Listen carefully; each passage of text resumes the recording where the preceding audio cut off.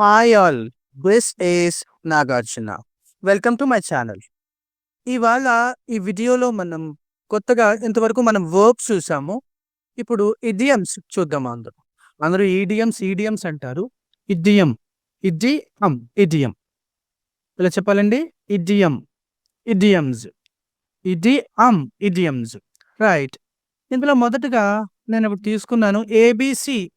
ఇంగ్లీష్లో ABC, capital ABC అని రాస్తారండి. ఇలాగా రాసినప్పుడు దాని అర్థం ఏంటంటే ఓనమాలు అని అర్థం అండి. ఇదేంటి? అవునండి, ఈ తెలుగులో కూడా ఉంటాయి ఇలాంటి ఇడియమ్స్. ఇంగ్లీష్లో కూడా ఉంటాయి. ఇవి చాలా ఇంపార్టెంట్ అండి. మనకి భాష బాగా తెలిసిన వాళ్ళు ఇడియమ్స్తో ఎక్కువ మాట్లాడుతూ ఉంటారు. అలాంటి సందర్భంలో వీటి అవసరం మనకి కలుగుతుంది. సో ఇడియమ్స్ కూడా మనం చూద్దాం. ఏబిసి అని అంటే the basic facts, knowledge about a subject. దేని గురించి అయినా, ఏదైనా ఒక సబ్జెక్ట్ గురించి కానీ, ఒక విషయం గురించి కానీ, వాటిలో ఉన్న మౌలిక అంశాలని, చిన్న చిన్న విషయాలని, బేసిక్ థింగ్స్ని ఏబిసి అంటారండి. అని తెలుగులో చెప్పొచ్చు కదా, మనం వానమాలు అంటాం. ఇక్కడ ఎగ్జాంపుల్తో మీకు బాగా అర్థమవుతుంది. I don't know even the A B C of cricket. క్రికెట్లో నాకు ఏమీ తెలియదండి, చిన్న చిన్న విషయాలు కూడా తెలియదు. I don't know even the A B C of cricket. నాకు క్రికెట్లో ఓనమాలు కూడా తెలియవండి. నెక్స్ట్ అండి, రెండోది చూద్దాం. Acid test. ఏంటండి?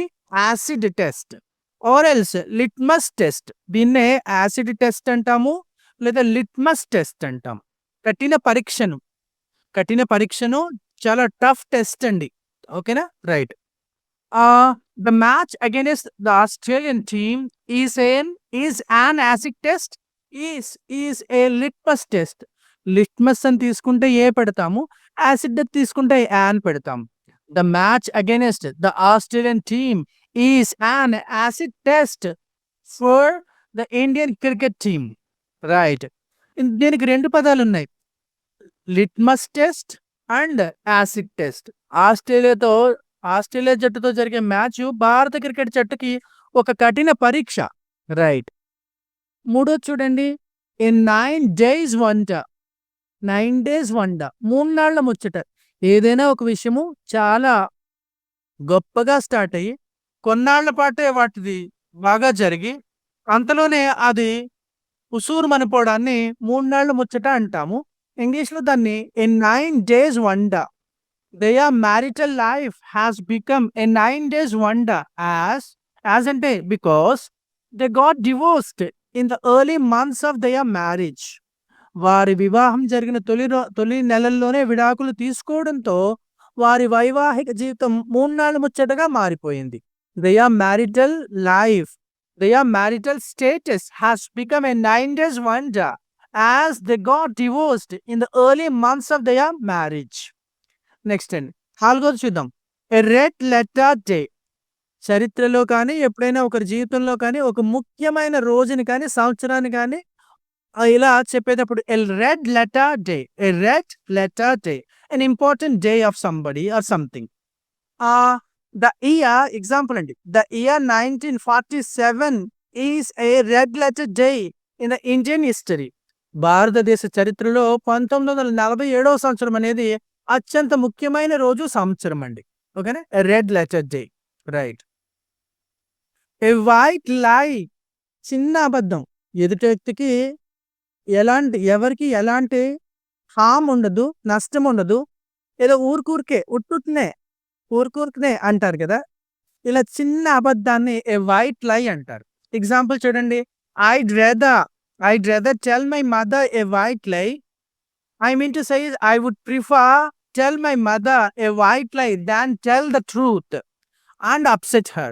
మా అమ్మకి నిజం చెప్పి తనను బాధ పెట్టే కంటే ఒక చిన్న అబద్ధం ఆడేస్తా, నేను సంతోషంగా ఉంచేందుకు గాను. నిజం చెప్పి మా అమ్మను బాధ పెట్టే కంటే నేను ఒక చిన్న అబద్ధం చెప్పేస్తాను. This is the meaning here. I'd rather tell my mother a white lie than tell her truth and upset her. Next thing, a white elephant.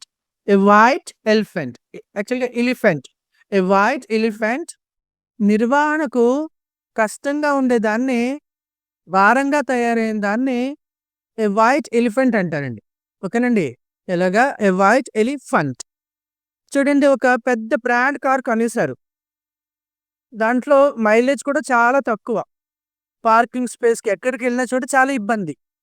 అలాంటి దాన్ని మనం వదులుకోలేము. అలాగని దాన్ని మెయింటైన్ చేయడం చాలా కష్టమవుతా ఉంటది. అలాంటి దాన్నే ఏ వైట్ ఎలిఫెంట్ అంటాం. My luxury car is a white elephant for me these days. ఈ రోజుల్లో, ప్రస్తుత రోజుల్లో నా లగ్జరీ కార్ ఉంది చూసారు, అది నాకు ఒక వైట్ ఎలిఫెంట్‌గా మారిపోయింది. నెక్స్ట్ అండి. ఏడో ఎగ్జాంపుల్ అండి. ఏడో idiom. At the 11th hour, చివరి క్షణంలో, ఆఖరి క్షణంలో. ఓకేనా? My father always takes decision at the 11th hour. మా నాన్న ఎప్పుడు కూడా చివరి క్షణంలో నిర్ణయాలు తీసుకుంటా ఉంటారు. ఓకేనా? A hard nut to crack. కఠినమైన సమస్య, జటిలమైన సమస్య, కొరకరాని కొయ్య ఇలా అంటారండి. A hard nut to crack, a difficult problem.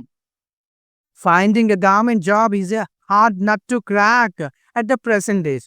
ప్రస్తుత రోజుల్లో ప్రభుత్వ ఉద్యోగం సంపాదించడం అనేది ఒక కఠినమైనది. ఓకేనండి. చాలా కష్టమైన పని, కఠినమైన సమస్య, జటిలమైనది. రైట్?